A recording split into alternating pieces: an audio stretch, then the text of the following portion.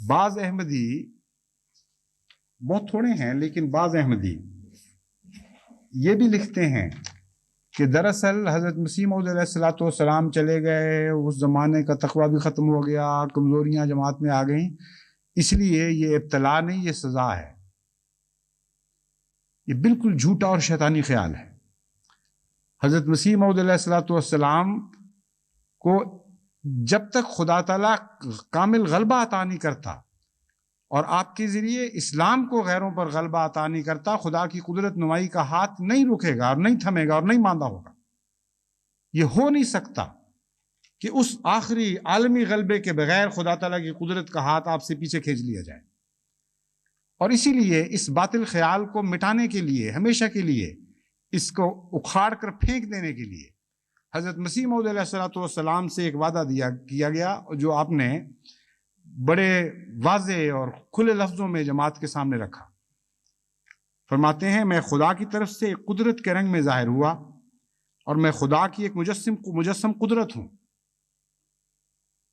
اور میرے بعد بعض اور وجود ہوں گے جو دوسری قدرت کا مظہر ہوں گے،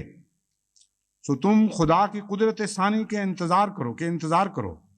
اکٹھے ہو کر دعا کرتے رہو، اور چاہیے کہ ہر ایک صالحین کی جماعت ہر ایک ملک میں اکٹھے ہو کر دعا میں لگے رہیں، تا دوسری قدرت آسمان سے نازل ہو اور تمہیں دکھا دے کہ تمہارا خدا ایسا قادر خدا ہے۔ اپنی موت کو قریب سمجھو، تم نہیں جانتے کہ کس وقت وہ گھڑی آ جائے گی۔ اس دوسری قدرت کے متعلق حضرت مسیح موعود علیہ الصلوۃ والسلام سے وعدہ دیا گیا ہے کہ کم از کم 1000 سال تک یہ جاری رہے گی۔ بس وہ لوگ جو یہ ان وہموں میں مبتلا ہیں یا ان شیطانی وساوس کا شکار ہو جاتے ہیں کہ گویا خدا کی قدرت کا ہاتھ ہم سے کھینچ لیا گیا ہے، جھوٹ بولتے ہیں۔ وہ قدرت ثانیہ جاری ہے، اور جب تک اس قدرت کے ساتھ جماعت وابستہ رہے گی، خدا کی قدرت جماعت کے ساتھ وابستہ رہے گی، کوئی نہیں جو اس تعلق کو کاٹ سکے۔ بس آپ کامل وفا کے ساتھ خدا کی قدرت ثانیہ کے ساتھ تعلق جوڑی رکھے۔